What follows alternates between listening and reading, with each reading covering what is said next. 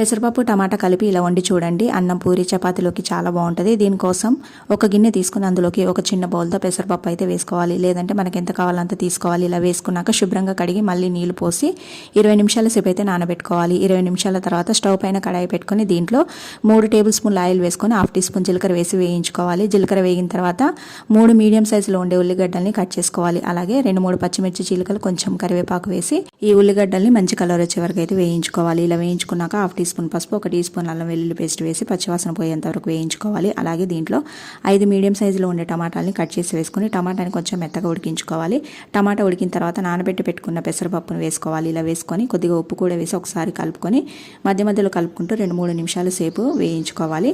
ఇలా వేయించుకున్న తర్వాత ఇప్పుడు దీంట్లో మన రుచికి సరిపడా ఉప్పు, కారం అలాగే కొంచెం ధనియాల పొడి వేసి ఒకసారి కలిపి 1/2 గ్లాస్ నీళ్లు పోసుకొని ఒక 2-3 నిమిషాల సేపు మూత పెట్టి కర్రీని కొంచెం దగ్గరగా ఉడికించుకోవాలి. అంతేనండి, కర్రీ రెడీ అయిపోయింది.